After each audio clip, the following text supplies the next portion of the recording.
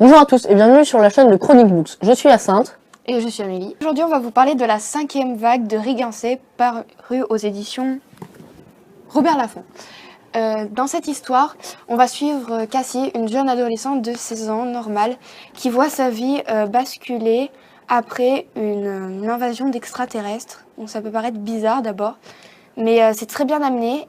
Et c'est crédible surtout. C'est ça qui est... Surtout, ouais. Les extraterrestres, c'est pas des mecs avec 6 yeux et 4 tentacules Voilà, c'est dégueulasses pas et des visqueux. verts avec... Ça a été adapté en film et le film on va vous parler des deux. Des avantages du film et du livre. Donc l'invasion, elle se décline en 5 vagues, d'où le nom du livre. La première, ça va être... son nom, c'est l'extinction des feux. Ils vont toute l'électricité, neutraliser tout ce qui est réseau, moteur et électricité. La deuxième, ça va être un tsunami, des énormes tsunamis qui vont ravager les villes. La troisième, ça va être très simple, ils vont modifier la grippe pour qu'elle se transmette par les oiseaux. Et il y a beaucoup d'oiseaux sur Terre, donc beaucoup de gens vont mourir.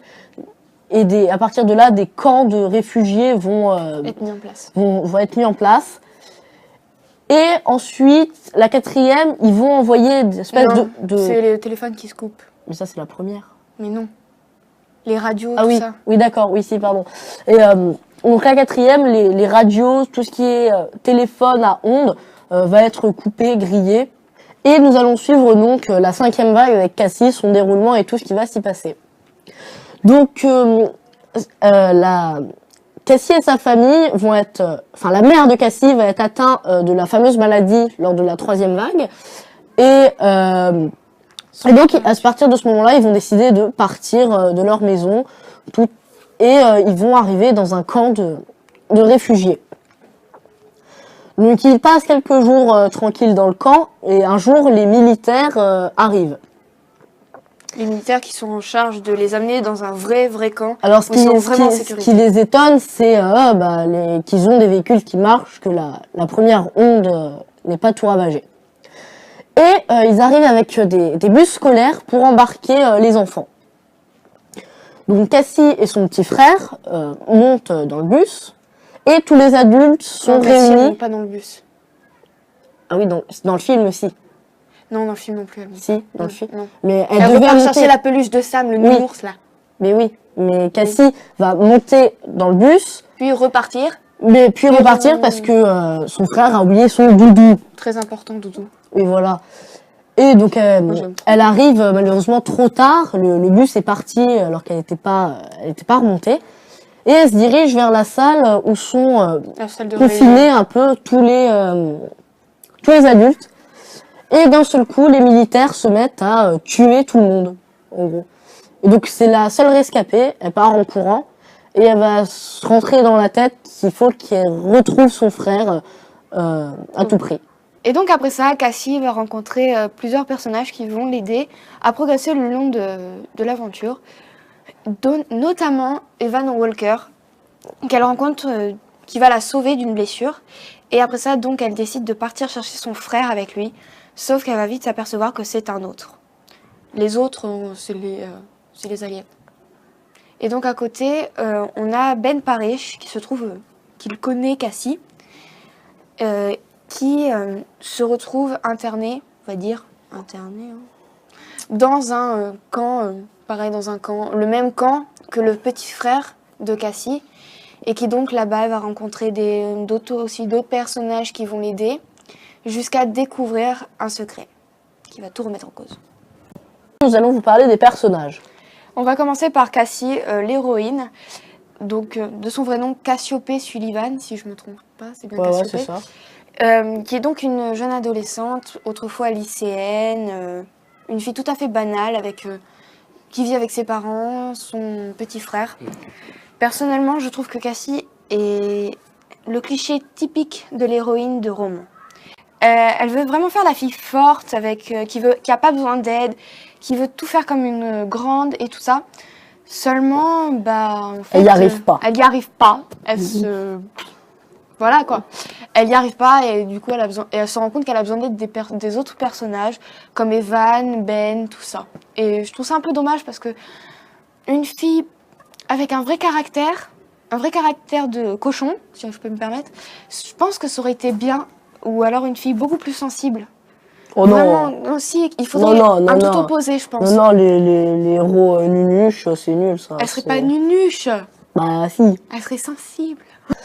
Alors Ben Paris, c'était le premier amour de Cassie au lycée. Elle a jamais été le voir. Et on va suivre son histoire en parallèle de celle de Cassie, parce que lui, il va rentrer dans le camp militaire et va s'entraîner dans le camp du petit frère de Cassie, sous son pseudo zombie. Et c'est un personnage un peu transparent, j'ai trouvé. On ne sait pas grand-chose sur lui. Ouais, on parle pas assez de lui. Il suscite aucune émotion. Alors pourquoi j'en parle? Bah tout simplement parce que sans lui, on n'aurait jamais découvert un peu le secret de l'histoire. Et puis il a aussi permis à Cassie de retrouver son frère. Donc ce personnage, en fait, je l'ai aimé, mais que à la fin. Parce que tout le reste de l'histoire, il était nul. Personnellement, moi je suis pas d'accord. Je trouve que Ben avait un côté très attachant du fait qu'il était vachement grand frère protecteur avec les plus jeunes du camp. J'ai trouvé ça vachement mignon. Ça changeait je sais pas, des autres personnages qu'il y avait dans le camp. Et moi, je l'ai bien aimé, Ben, tout au long de l'histoire. Que ce soit à la fin, au début, peu importe, moi j'aime beaucoup Ben. Pardon. Alors, moi honnêtement, j'ai préféré le film au livre. Parce que le livre a un défaut, c'est qu'il passe beaucoup de pages sur des points dont, en fait, on s'en fiche, concrètement. Et le film a bien su corriger ça, tout en étant très fidèle, en coupant quelques passages, quitte à modifier certaines scènes. Donc c'était bien joué de la part du réalisateur d'avoir corrigé ces passages un peu ennuyeux. Et le livre, par contre, sinon sur ces passages intéressants, c'est suffisamment décrit, mais pas trop. Souvent, les auteurs ont tendance à tomber dans l'excès quand il s'agit de la description. Je pourrais vous citer quelques exemples. Ou alors, justement, pas décrire. Et bien là, dans le livre, les passages intéressants, c'était vraiment bien dosé. Après, ce que j'ai bien aimé, c'est que sur les autres, on sait vraiment pas à quoi ils ressemblent. On en sait vraiment très peu sur eux. On sait juste qu'ils peuvent avoir une forme humaine, mais vraiment rien d'autre. Ce qui nous laisse même à la fin du film, on ne sait pas. Ça nous laisse le plaisir d'imaginer la suite. Ce livre, c'est clairement une dystopie, avec, oui, de la fantaisie par rapport aux extraterrestres, mais ça reste vraiment plus dans le domaine apocalyptique et dystopie. Donc, par rapport à ce que disait Yacine sur le fait qu'il avait préféré le film, moi non. J'ai pas préféré le livre. J'ai juste aucune préférence parce que je trouvais que les deux étaient vraiment géniaux. C'est vraiment un coup de cœur pour moi, la 5e vague. Au-dessus de Hunger Games, tout ça. En conclusion, la 5e vague, c'est un excellent livre. On vous le recommande vraiment. C'est vraiment un livre qu'il faut avoir dans sa bibliothèque, qu'il faut avoir lu. Il faut connaître l'histoire parce que c'est vraiment... On s'y prend et c'est génial. On est immergé dans les lettres. Ouais, on s'accroche beaucoup à l'histoire une fois qu'on est dedans. C'est un peu dur de se mettre dedans, mais une fois qu'on y est, on le lâche plus. Si notre chronique sur la 5e vague vous a plu, n'hésitez pas à liker la vidéo, à vous abonner. Donc n'hésitez pas à commenter, vos avis nous feront très plaisir. Et on se retrouve bientôt dans une prochaine vidéo sur #ChroniqueBooks.